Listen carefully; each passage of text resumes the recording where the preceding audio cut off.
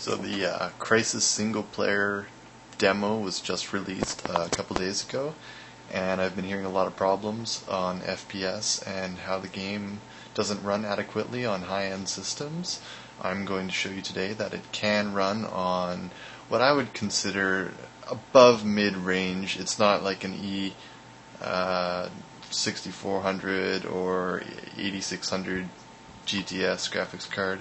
It's going to be running an 8800 GTS with a E6600 core dual processor overclocked, but I will be getting 60 frames per second for the majority of the video on average,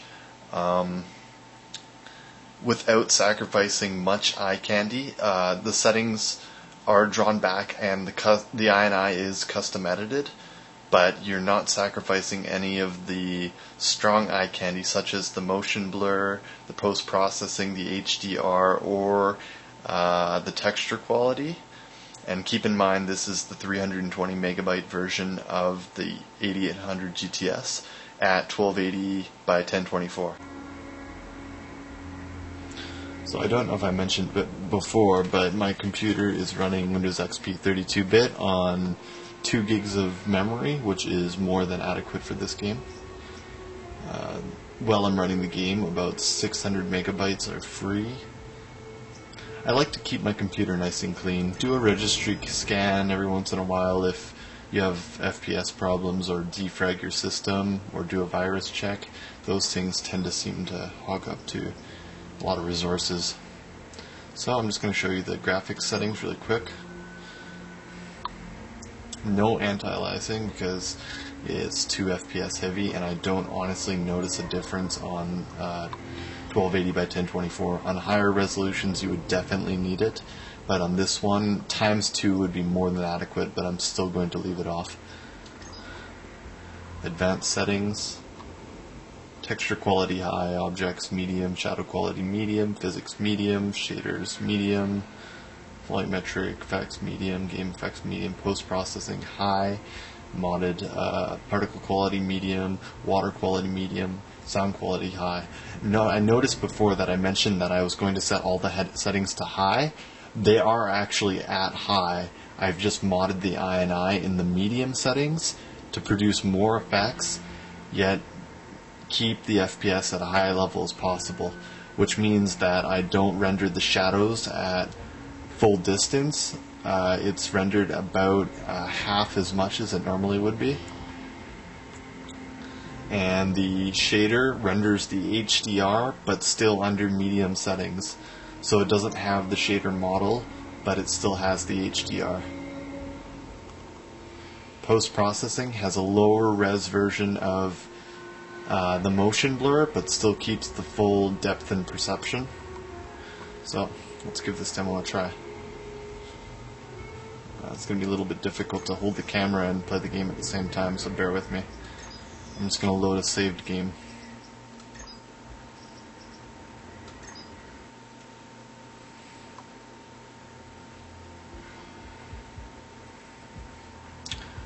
And you can notice the GPU temperature already went up about 2 degrees.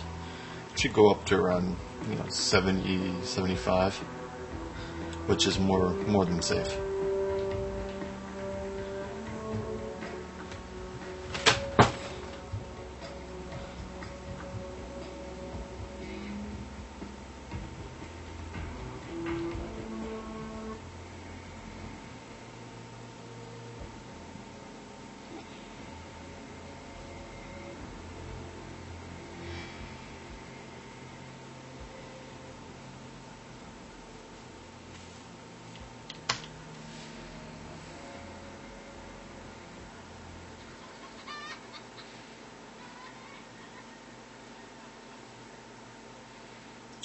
You can notice the FPS is still at 60. You can move around a little bit.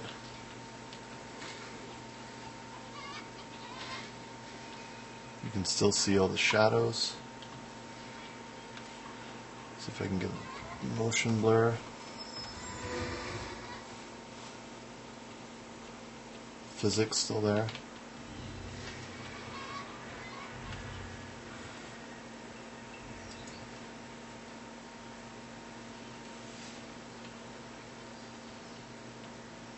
Still see the depth and perception.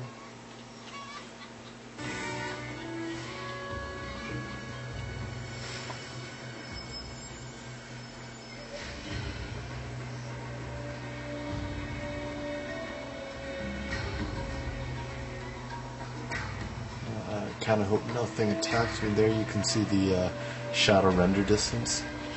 It's not long, but it's just enough to spare the FPS. It seems the shadows hurt the graphics card a lot, so I minimized that. You can see the pretty HDR.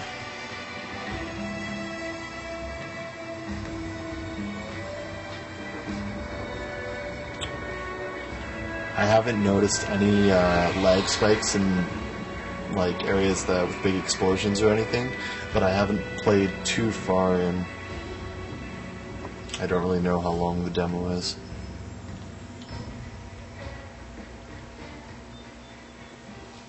But as you can see, it does run very well on an 8800 GTS with 320 megabytes.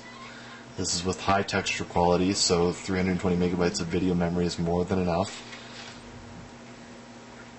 at 1280 by 1024. Oh, shit, someone's shooting at me. This is very difficult with one hand.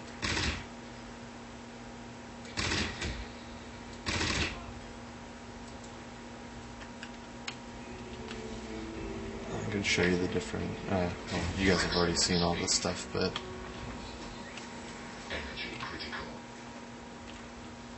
Alright. I'll see you guys sometime soon.